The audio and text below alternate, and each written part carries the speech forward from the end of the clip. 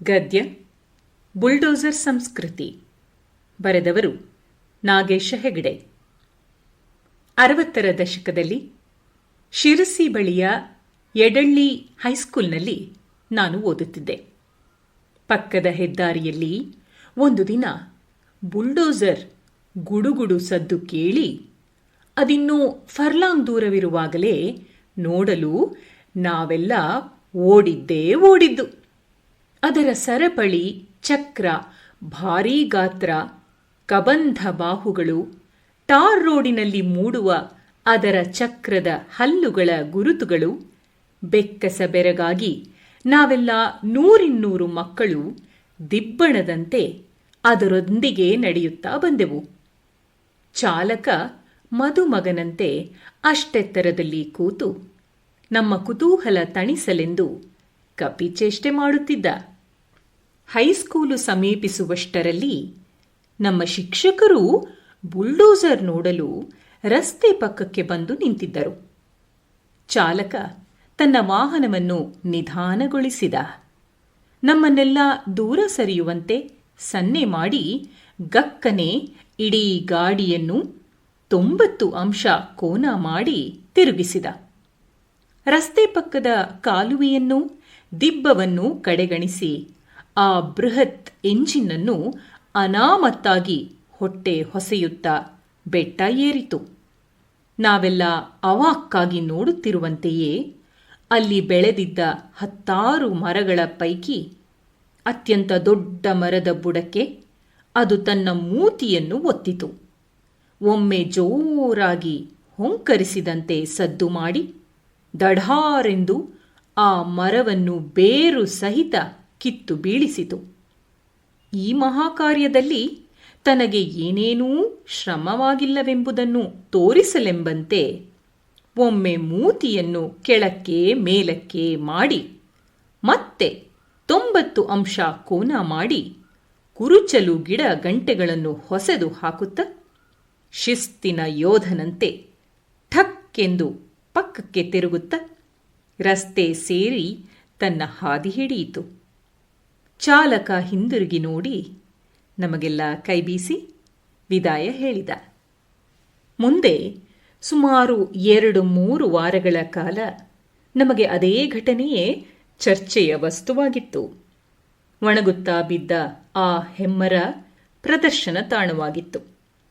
ತಿಂಗಳಾರು ಕಳೆದರೂ ಮಾಸದಷ್ಟು ಆಳವಾಗಿ ಆ ದೈತ್ಯ ಯಂತ್ರ ಟಾರ್ ರಸ್ತೆಯನ್ನೂ, ಬೆಟ್ಟದ ಗಟ್ಟಿ ನೆಲವನ್ನೂ, ನಮ್ಮೆಲ್ಲರ ಕೋಮಲ ಭಾವನೆಗಳನ್ನು ಘಾಸಿ ಮಾಡಿ ಹೋಗಿತ್ತು. ಮುಂದೆ ನಾನು ಭೂವಿಜ್ಞಾನ ವಿದ್ಯಾರ್ಥಿಯಾಗಿ ದೇಶದ ಭಾರೀ ಭಾರೀ ಗಣಿಗಳನ್ನು, ಬೃಹತ್ ನೀರಾವರಿ ಯೋಜನೆಗಳನ್ನು ಹತ್ತಿರದಿಂದ ನೋಡುವಂತಾದಾಗ ಬುಲ್ಡೋಸರ್ಗಳು ನನಗೆ ತೀರಾ ಸಮೀಪವಾದದ್ದುಂಟು.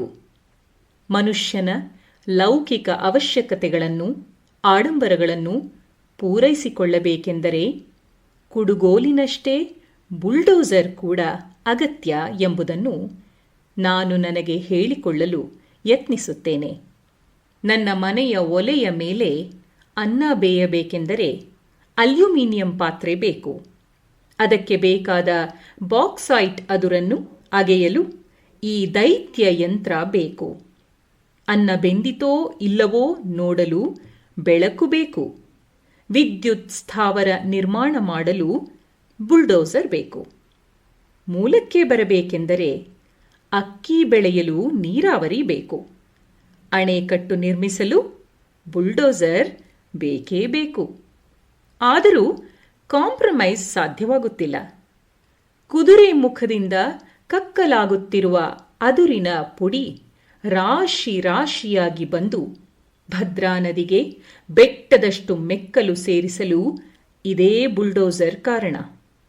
ಭದ್ರೆಯಲ್ಲಿ ನೀರಿನ ಒರತೆ ಕಡಿಮೆಯಾಗಿ ಜಲಾಶಯದಲ್ಲಿ ತುಂಗಭದ್ರಾ ಅಚ್ಚುಕಟ್ಟು ಪ್ರದೇಶದಲ್ಲಿ ಅತಿಯಾದ ನೀರಾವರಿಯಿಂದಾಗಿ ಕೃಷಿ ಭೂಮಿಯಲ್ಲಿ ಜವುಳು ಸವಳು ಶೇಖರವಾಗಿ 25,000 ಹೆಕ್ಟೇರ್ ಗದ್ದೆ ನಿರರ್ಥಕವಾಗಲೂ ಇದೇ ಕಾರಣ.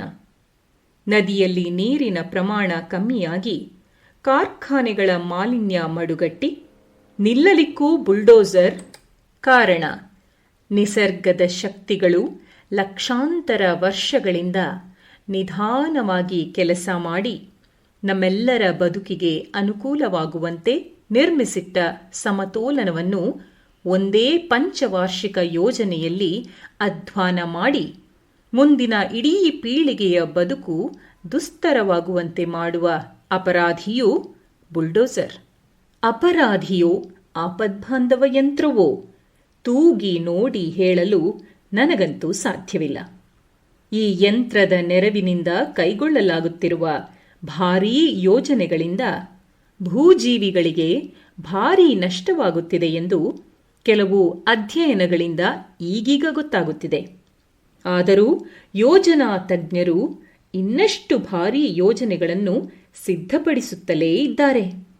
ಈಗ ಕೈಗೊಳ್ಳಲಾಗುತ್ತಿರುವ ನರ್ಮದಾ ಕೊಳ್ಳ ಅಭಿವೃದ್ಧಿ ಯೋಜನೆಯಲ್ಲಿ 25,000 ಕೋಟಿ ರೂಪಾಯಿ ವೆಚ್ಚದಲ್ಲಿ 329 ದೊಡ್ಡ ಅಣೆಕಟ್ಟುಗಳು ನಿರ್ಮಾಣವಾಗಲಿವೆ.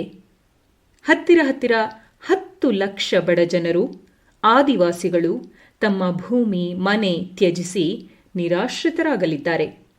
ಯಾರ ಅಭಿವೃದ್ಧಿ ಆಗಲಿದೆ ಎಂಬುದು ಮಾತ್ರ ಇನ್ನೂ ಸ್ಪಷ್ಟವಿಲ್ಲ.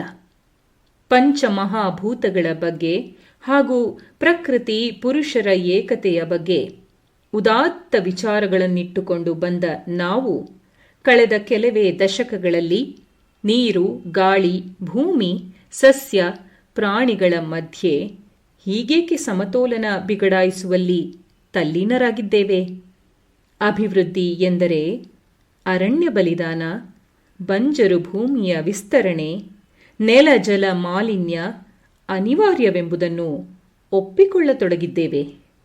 ಬುಲ್ಡೋಸರ್ ಸಂಸ್ಕೃತಿ ನಮಗೇಕೆ ಅಪ್ಯಾಯಮಾನವಾಗುತ್ತಿದೆ?